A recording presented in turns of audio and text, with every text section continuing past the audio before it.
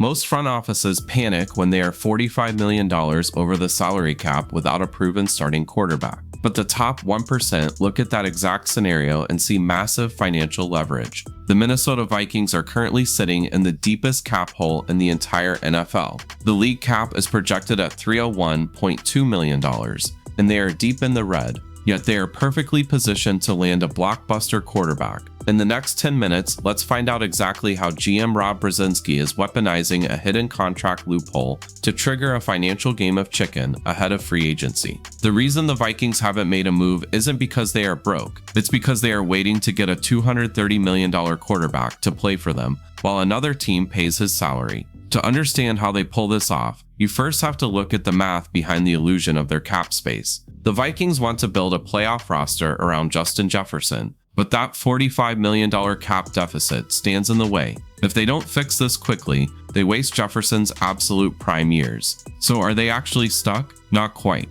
Brzezinski can manufacture $20 to $35 million in effective space with just a couple of simple moves. If they release running back Aaron Jones before March 13, they immediately save $7.75. Let's look at Kyler Murray. His contract is massive. He carries a $52.66 million cap hit for 2026, but there is a ticking clock attached to that number. He has a $17 million roster bonus that becomes fully guaranteed on March 15. That date is everything. It forces the Arizona Cardinals to make a massive financial decision before the market even settles. This brings us to the counterintuitive truth about the March discount. When you hear discount, you probably think the player is generously taking a pay cut to join a contender. That is not what happens. The March discount is about the original team swallowing massive dead money just to escape the contract. It is a financial bailout. If the Cardinals decide to cut Murray post-June 4, the financial carnage is staggering. They eat $47.5 million in dead money in 2026. Then they eat another $7.2 million in 2027.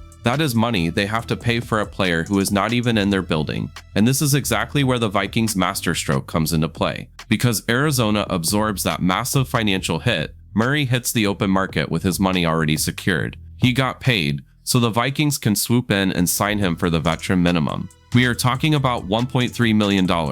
That completely breaks the normal rules of roster building. You get a quarterback who signed a $230 million deal, but he costs you less than a backup punter. Rob Brzezinski is essentially waiting out the Cardinals. He is playing poker with another team's salary cap. He knows Arizona has to flinch before March 15. If they don't, they risk guaranteeing his 2027 salary too. The Cardinals are trapped by their own contract structure, and the Vikings are just sitting there with a giant net. This isn't just about getting a cheap quarterback. It changes the entire math of the team. The difference between taking on Murray's original trade value and signing him off the scrap heap is the difference between a wildcard exit and a Super Bowl window. When your quarterback only costs $1.3 million, you can take that $45 million cap deficit, clear it out, and suddenly have money to pay elite edge rushers and cornerbacks. It is a brilliant gamble. You let another franchise take the risk and pay the bill, while you reap the reward on the field. The win per dollar ratio goes through the roof. But even with that working, there is still one missing piece. What happens if the Cardinals refuse to blink? What if they decide to just keep Murray and eat the cap hit themselves? The Vikings need a backup plan that still fits this exact same financial model. That backup plan is Geno Smith. Let's look at his contract with the Raiders. He carries an $18.5 million dead cap hit, but just like Murray, he has a trigger date. An additional $8 million guarantees on March 13. The Raiders are rebuilding. They hold the #1 pick. They do not want to pay that $8 million.